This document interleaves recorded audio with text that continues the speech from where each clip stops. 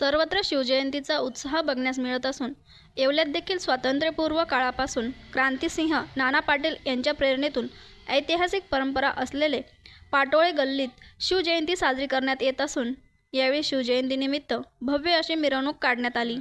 यावेळी विद्यार्थ्यांनी लेझिम प्रात्यक्षिक सादर केले। सजलेल्या रथात पालखीत शिवरायांची मूर्ती ठेवत अश्वावर शिवरायांच्या वेशभूषा परिधान करून मावळे वाद्यांच्या गजरात शिवरायांचा जय जयकार करत मोठ्या उत्साहात येवला शहरात शिवजयंती साजरी करण्यात येत आहे। तर मी सर्व येवलेकरांना आणि महाराष्ट्रातील सर्व बंधू भगिनींना मनापासून शुभेच्छा देतो। आणि ऐतिहासिक अशी मिरवणूक जी आहे गेली अनेक वर्ष जे आहे येवला शहरातून या मध्यभागी जे आहे इथून निघत असते आणि आज भाग्य मिळालं की त्याचं उद्घाटन करायचं, ते मिरवणुकीची सुरुवात करायची मला जो योग मिळाला त्याच्याबद्दल मी सर्व समस्त येवलेकरांचं मनापासून आभार व्यक्त करतो। जय भवानी, जय शिवराय। आज छत्रपती शिवाजी महाराज हे हिंदवी स्वराज्य संस्थापक यांची जयंती आज आपण सर्व शिवप्रेमी साजरी करत आहोत। येवले शहरातील ही शिवजयंती याला एक ऐतिहासिक परंपरा आहे।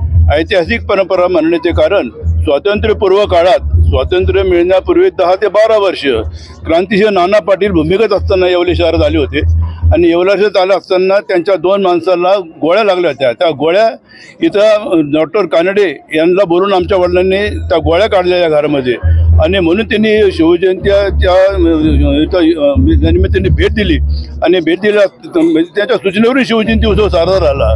तर याला ही ऐतिहासिक परंपरा आहे।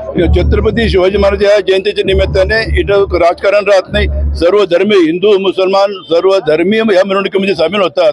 ही 90 वर्षाची परंपरा आहे आणि या 90 वर्षाच्या परंपरेत आमच्या वडिलांनी साजरी केली असताना रयतेच्या गवताच्या काड्यालाही हात लागता नाही, भाजीच्या देठालाही हात लागता कामा नये, हे जे शिवाजी महाराजांचे विचार होते त्या विचाराला अनुसरून 90 वर्षापासून आमच्या वडिलांनी ठरवलं की रयतेला एक नया पैशाला कोणाला त्रास द्यायचा नाही, जो काही खर्च येईल तो आपण स्वखर्चाने करायचा शिवजयंतीचा उत्सव।